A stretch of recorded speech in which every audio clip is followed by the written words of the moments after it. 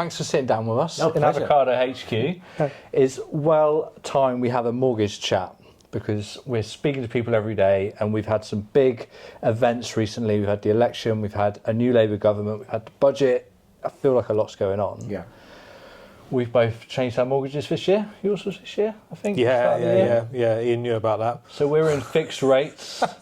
So Yeah. we're not on the pulse as much as we maybe should be. So this is our opportunity for you to educate us Yeah. on what's going on. So firstly, I'm keen to know off the back of the budget, what have you seen over the last couple of weeks following on from that? Well, certainly over the back of the budget and the back of the US election, there's been a lot of uncertainty around the markets. Yeah. And particularly last week and this week, we've seen mortgage rates, fixed rates, starting to rise.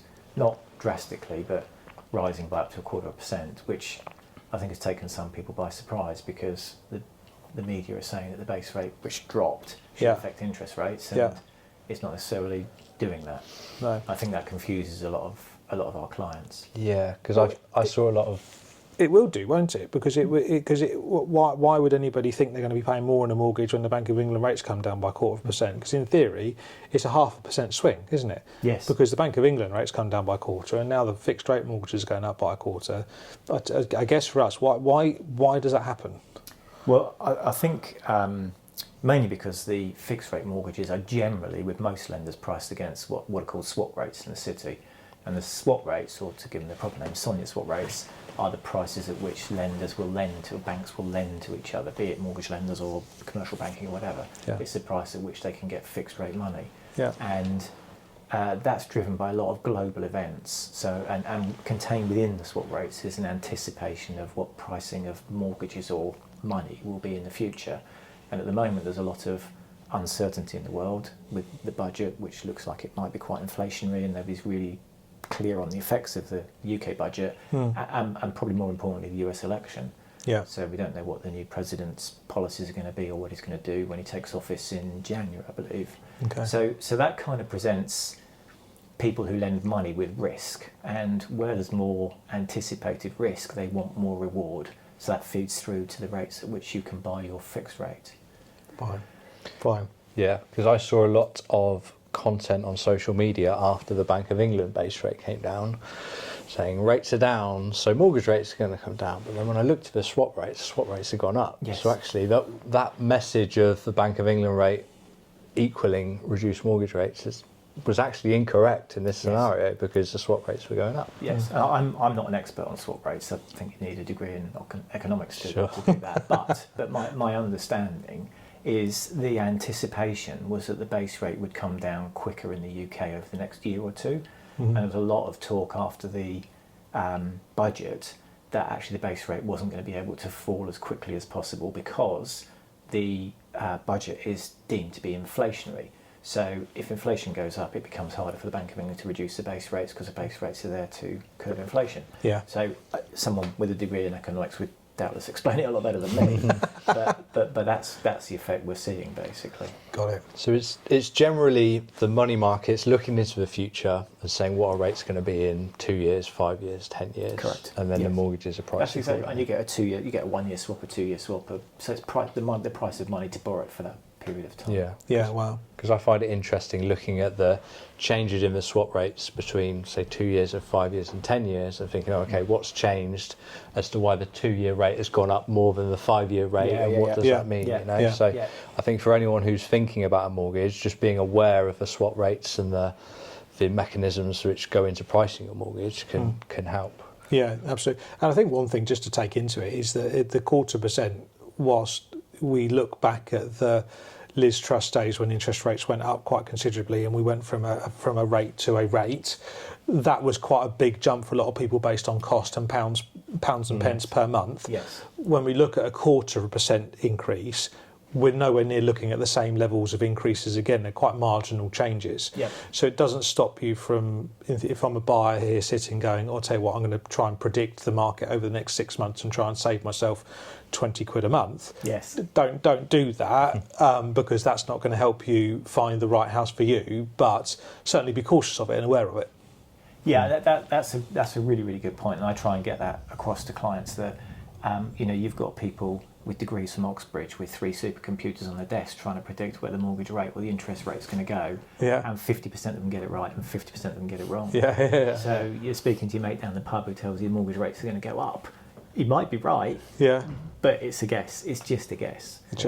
So when we're talking to clients, what's more interesting? 2 things. Number one, what it's going to cost them and how that fits in with their budget. Yeah. That's really, really important.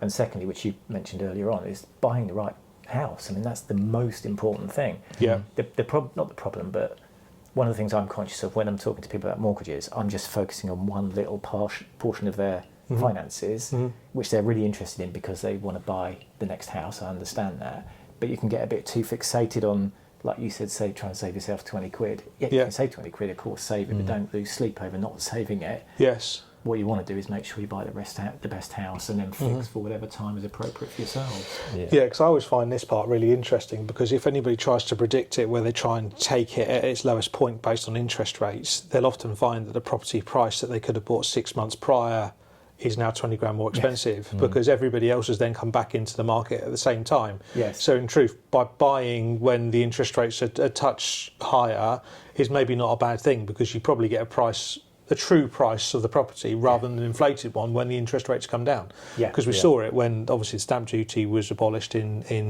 during COVID, and we had 1% rates at the same time.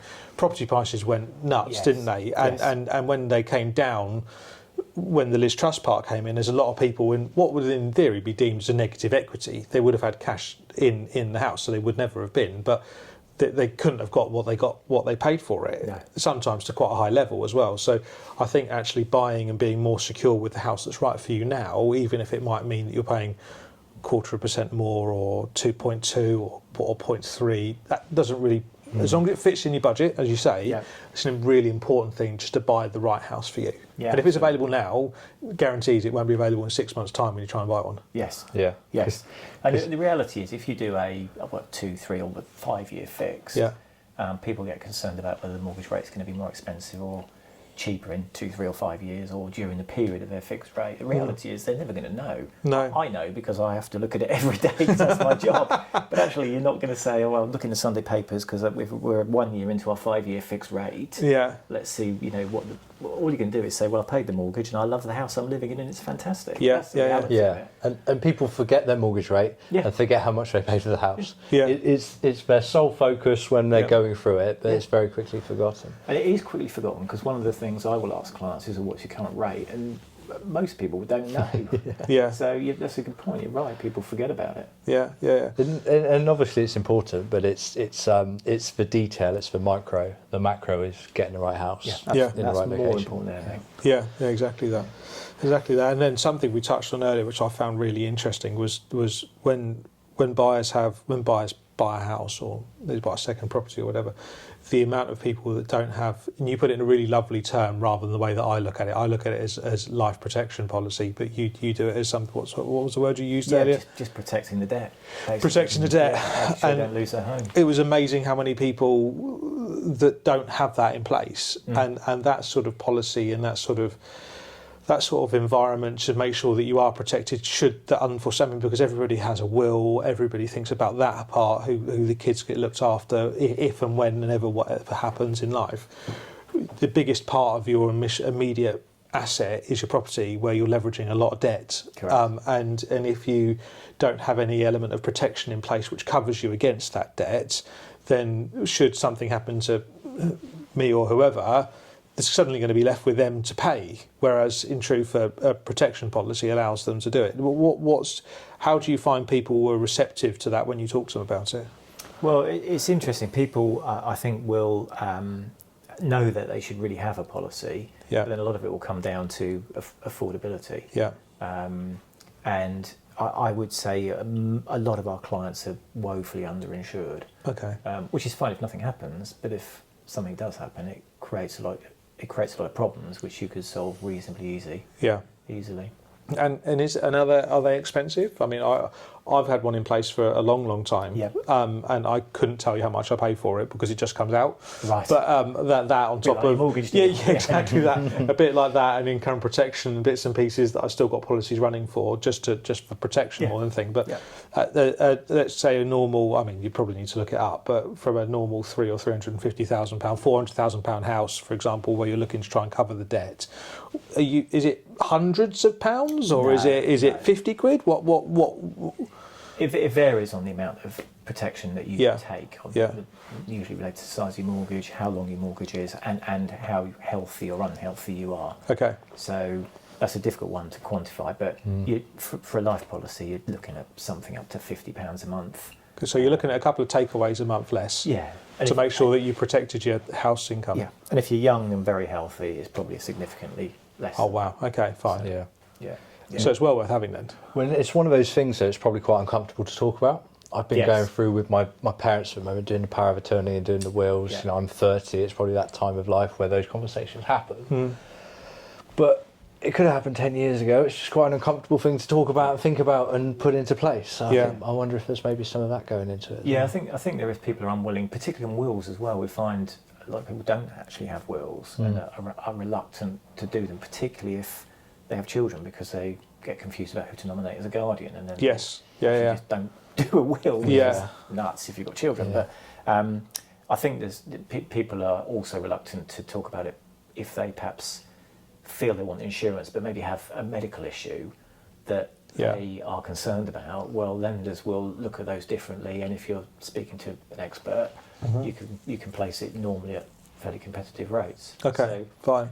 Yeah. So it's opening that box of uncomfortable conversations, isn't it? And accepting that you might say you might open something up and be uncomfortable talking about it, but know that if you did protect yourself, then you're really nicely protected for you and your family's perspective should something happen. Yeah. So just a point I want to talk about, because I was reading an article on it. I can't remember the percentages of how many people did versus didn't have that type of protection in place. And it was quite staggering actually how many didn't have it in place at all, or they were woefully underinsured for the eventuality that something may actually come back to have a problem. My biggest problem on that is people who aren't insured who have children.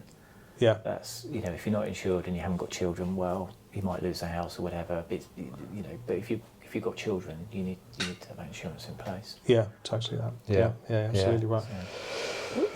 Cool. Well, should we wrap up there? I want to do more of these. Okay. Thanks for your time, Ian. Yeah. I think pleasure. there's so much with mortgages, with moving home, with rates, with all of that kind of stuff. There's so much to cover. So let's pick up again in a couple of weeks. Yeah, perfect. Yeah. Right. Thank you. Thanks for having me. Yeah, thanks Ian. Nice one.